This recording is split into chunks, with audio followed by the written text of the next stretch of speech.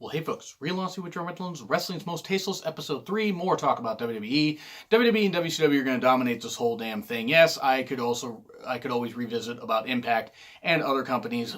You would have to let me know in the comments what more things you want me to talk about, and I've already gotten some good feedback and some great suggestions just from Episode 1 alone, so thank you very much for that. I probably have enough material for about 8 episodes, but I can continue this, and for those that if I forget to write down, your name on any of these suggestions, please just know that I appreciate any of the feedback. Some of the stuff I came up with myself. Others suggested stuff that I forgot about because I pushed it out of my mind because I try to remember the positive stuff. But anyway, here we go. Yes, this is a lot like Times in Wrestling to piss me off Redux, but this is going to be about tasteless angles. Stuff that was bad taste and bad taste or bad taste and worse taste. So let's start off with another WWE angle. WWE exploiting Eddie's death. For those that don't know, for those that do, I'm a big Eddie Guerrero fan. I miss him to this day. Every time November 13th rolls around, he died on November 13th, 2005. I get sad, and I get sad because I think about somebody. Yes, he had a troubled past. He did have his drug issues. He got clean though. He got better, but yes, he has demons, but he was still somebody that gave his life to wrestling, literally. And it saddens me to this day. But that aside, WWE at first okay. They had Batista and Ray win the tag titles in the name of Eddie. Then that happened. And then they started exploiting Eddie's death with Ray winning the Royal Rumble, which to me it wasn't anything against Ray. I mean, nothing. They were very, very close, obviously. I'm sure Eddie would have been more than happy with Ray winning had Eddie not passed away. But the way they did it turned the crowd against Ray. It made the crowd uncomfortable. And it did. It made a lot of the crowds uncomfortable. And the worst example of this was during the feud he had with Randy Orton, playing off of what happened at the end of the Royal Rumble when Ray had eliminated Randy Orton. And I think Orton was like number 30. Number 29 or number 30. I think he was number 30. And he got eliminated soon after. Because Ray was number 2 and he ended up getting the victory. And this is nothing against Orton. Orton has even said in interviews that he was sick to his stomach saying this. And I believe even said he threw up backstage afterwards. I might be mixing up the story of him and what Arn Anderson said about Ric Flair during their 95 feud. But the whole point is Randy Orton did not want to say this because Randy Orton did respect Eddie. But they're out talking. This turns my stomach that, that this was said. And this was greenlit. Now, I'm sure Eddie's family was consulted on this. And Eddie probably would have known that's how you play the game. And no, that's not a Triple H pun, but Randy's talking to Ray. Ray talking about how Eddie was watching over him and this kind of stuff or whatever. And Randy talks about, you say that Eddie's watching you, but Eddie's not up there. He's down there in hell. Eddie's in hell, basically. I think almost anybody in the crowd wanted to just kill Orton right there. Now, Orton was casting a role, and he was doing the best he could with the heel run. And again, he did not want to say that. He was sick to his stomach. And I credit Orton for that. I give Orton a lot of shit for being the idiot that he is, but he didn't want to say that. So, okay. That much I'll give credit to Orton for. But doing that right there was one of the worst things that I've seen on WWE programming. Eddie's in hell. I'm not even a heaven and hell per. I mean, I'm not a religious person. Eddie was. And based solely on religion, if you are forgiven, you get to go to heaven. You give yourself to God, all this kind of stuff or whatever. I'm not going to get too deep into religion, but the whole thing is, Eddie was born again, this kind of stuff, and had changed his life around, this kind of stuff. And just for that Eddie's in hell line, Eddie's down there in hell, it's It made me uncomfortable. Beyond uncomfortable. It made people in the crowd uncomfortable. I'm thinking it probably made people backstage uncomfortable. It was just really, really bad. And then from there, they had Randy Orton beat Ray, I believe at No Way Out 2006, for Ray's title shot.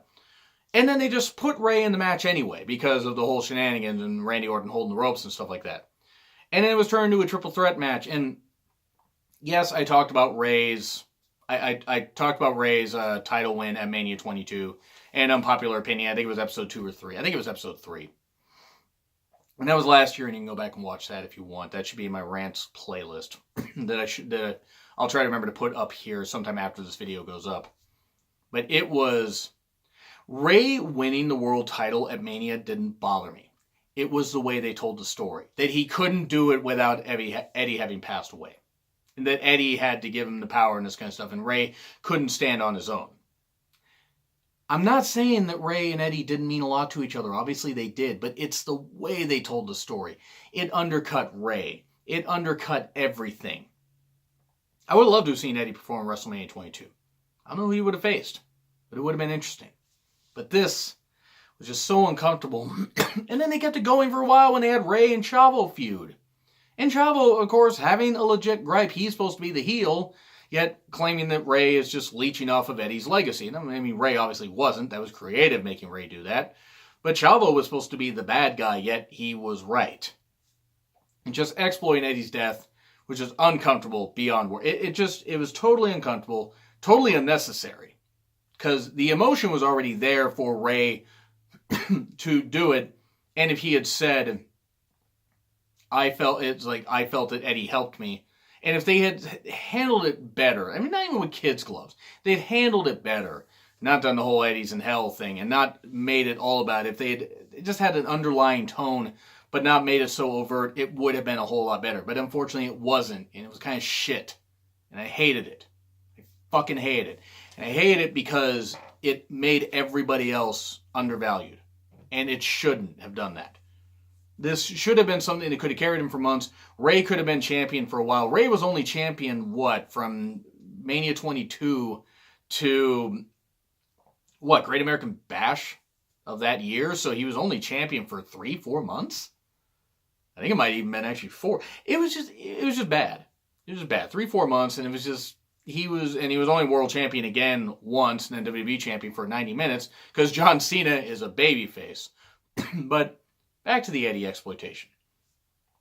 I'm sure everybody signed off on it, but I've always found it uncomfortable because it was unnecessary. Because it added too much forced emotion. And you could tell me the performer's uncomfortable. It made Orton uncomfortable. It made everybody uncomfortable. It was just really bad television. And made the main event scene of SmackDown kind of shit.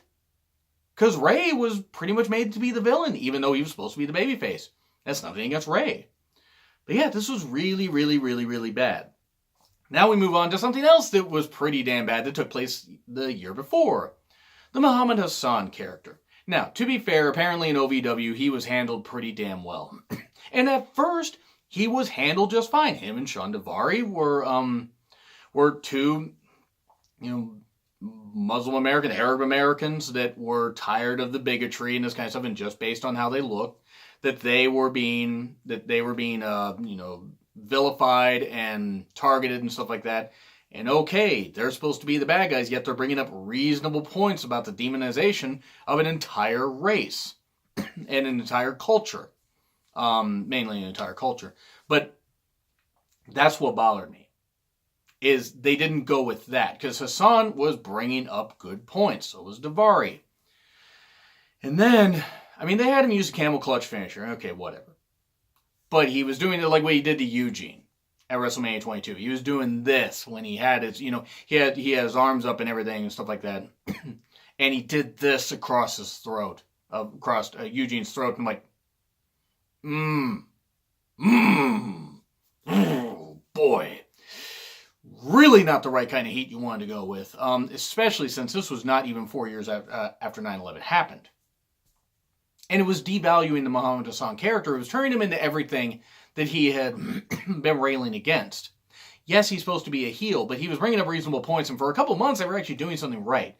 And then by Mania 21, it's like they did that, and they go, okay, uncomfortable. And then Hassan and Daivari faced off against Shawn and Hogan at Backlash 2005. And soon after that, they had him, I believe they had Hassan go to SmackDown soon after in the draft. Hassan Daivari, by the way. And he was going to face The Undertaker. They were actually going to have Hassan beat The Undertaker, go on and beat Batista at SummerSlam 05, which would have been interesting.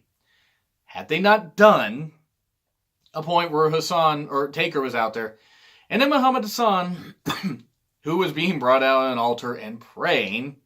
And he prayed. And masked guys, joking the Undertaker, were brought out, masked guys and, ski masks and all that stuff, were out choking the Undertaker with piano wire. Well, implied piano. It wasn't actually piano wire, but it was wire. Okay, no, not a good idea at all. I don't know how UPN thought this was a good idea. I don't know how WWE got this by UPN even at first. But it was very, very uncomfortable. And then, and this is no fault of the Muhammad Hassan character or the guy playing the gimmick or Daivari or any of that. WWE had really bad timing on this because then you had the London bombings, the train bombings, I believe, subway bombings. Forgive me if I got any of that wrong. I remember there were some bombings in London that happened around this time. It was June or July of 2005. I think it was July of 2005. And if this aired in the UK on a delay, it aired the day of those attacks. But even if those attacks hadn't happened, and I mean, believe me, I wish they hadn't. A terrible, terrible tragedy for anybody that lost their lives in those attacks. Honestly. But even if those attacks hadn't happened, this would still be on Tasteless because it was a terroristic act taking place on WWE TV or an implied terroristic attack. And that was ridiculous. It did nothing. It just made Muhammad Hassan such a hypocrite, which if you present a heel with reasonable points and stuff like that, and then in a few months you're already making him do everything that he said he was against, how the fuck is anybody supposed to take that seriously? How the fuck? Like, I know it's wrestling. I know you're supposed to have entertaining stuff, but Vince could not have thought this was a good idea. And it killed Hassan's passion, the guy playing him who was actually Italian, but could pull off the look pretty well. He actually did. He had something really going with that. And people were like, oh, he didn't commit to the character. Bullshit. He went out and did that stuff, the stuff that he was told to do. And then WWE was like, oh, hey, the network says that because the stuff we told you to do, it aired in the UK on the same day as a terroristic attack. We can't have you on TV anymore. They could have switched him back to Raw. But maybe USA didn't. Well, actually, no, wait, let's see. No, they were on Spike or on TNN at the time. TNN might not want anything to do with them. WWE advertisers may have said, no, get rid of this guy. Even though it wasn't his fault. But they're going to blame him anyway. So yeah, he got kicked off TV. Taker just demolished him at the Great American Bash, 2005. He was never seen on TV again. He didn't even get back in the ring until recently. I think it was sometime earlier this year he finally got back in the ring. I think he went to Hollywood and became either became an artist or something like that, or became an actor. I don't remember exactly, but I know he got out of the wrestling business, which is a shame. They had something going with the character, and had they not done this whole stupid thing of ski mask wearing guys attacking the Undertaker with wire and carrying out Undertaker, just fucking awful TV. Just god-awful TV. I mean, it just was. WWE is lucky. Vince is lucky UPN did not pull SmackDown right there. They could have, and they would have been perfectly justified in doing so. Or said, you know what? We're pulling your show for a month. We don't care if it affects our ratings. We're pulling the show for a month. Hitting McMahon in his pocket would have been a good idea. But it was a screwed up idea from the very beginning. Whoever wrote it, Vince should have been, vilified for it. I mean, and I said that in a previous video for something he greenlit. The writers, they came up with that, should have been canned for that. It was rotten. Whoever gave the final call on that, just bad idea. And now we move on to another thing where WWE was using a real life thing to get cheap heat. Heel Sergeant Slaughter, exploiting the Iraq War. Let me make it clear. Sergeant Slaughter should have been brought back as a babyface. Now, I get him. He was a great heel. He did a fantastic job. But after the whole thing happened where he got to deal with G.I. Joe and left WWE because Vince wanted a piece or all of it or something like that, and Sarge was like, no, I got this deal. It's my money. He went to the AWA and stuff like that and wrestled. But he had that deal with Hasbro for the G.I. Joe dolls, the Sergeant Slaughter dolls. He lost that deal because he turned heel.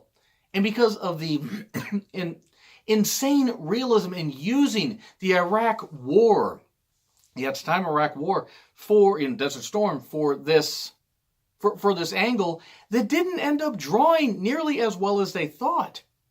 They were going to have WrestleMania 7 at the Los Angeles Memorial Coliseum. They were going to have Sergeant Slaughter as a heel versus Hogan as a babyface for the WWE title, for the WWF title at the time. Slaughter beating Warrior never bothered me because I didn't think Warrior should have been champion that long anyway. You know his big moment where he won the title at Mania 6 and was like, oh, doing that and whatever. Slaughter winning the title didn't bother me. But he's burning he would not burn the American flag. I give Slaughter credit for that. But he did burn the Hogan shirt, which got a big pop. Well, okay, he got a lot of angry reactions. He got death threats. His family got death threats. Vince got death threats. This was a bad idea from the get-go. It really was. It was a shit idea that, honest to God, made WWE look like, no wonder attendance went down. I mean, sure, they managed to pack I believe it was the Los Angeles, or the LA Sports Arena, something like that, or whatever the name of the venue was that was next door. It wasn't the Staples Center, but it was the LA Sports Center, something like that, and not the Show Sports Center. Would have been kind of interesting to have Sports Center at that time co-brand with them. But what was ridiculous is, now they had a hot crowd. I mean, pun intended, because Slaughter tried burning Hogan's face at the end of the show. And Slaughter and Hogan had the crowd on their feet. But the problem is it was so uncomfortable because soldiers weren't coming home. Or soldiers were either coming home damaged or in a lot of cases dead. And that was not the right way to handle it. I'm not saying that real life conflict can't be put into wrestling and you can't use it for cheap heat. A lot of people do that. A lot of people use people's real life, problems that they had issues with and whatever, drug issues, injuries, all that stuff and everything, stuff that they had happen in their past for cheap heat. And sometimes it works. This did not work. This was a real life war where young men and women were dying. And it was ridiculous. It was absolutely ridiculous. One of the worst fucking things that I've seen in wrestling. Looking back on it, it was a terrible idea. Because the angle didn't draw nearly as much as they thought. Now, yeah, sure, okay. They managed to get, 16-something thousand people in that small LA venue. If they had in the Trojan Stadium, Los Angeles Memorial Coliseum, they could have had maybe 50,000 people there. It would have been half full. They may have only gotten 40,000. It would have looked ridiculous. They would have had to have just shot it in one half and just had everybody in half the bowl. It would not have sold 100,000. Not at that point, not any point. Wrestling wasn't going to draw as much, especially with an angle that offensive. So that's what I got to say. But anyway, so let me know any things in the comments that I have not mentioned so far that you would like me to talk about. WWE, WCW, Impact, anything. Any wrestling company. Just make sure it's something I can find either on the network or on YouTube. And send me a link if it's just on YouTube. But anyway, like, share, subscribe. Twitter handle in the description. It's been Real Honesty with Jarmettlin, and I will see you soon.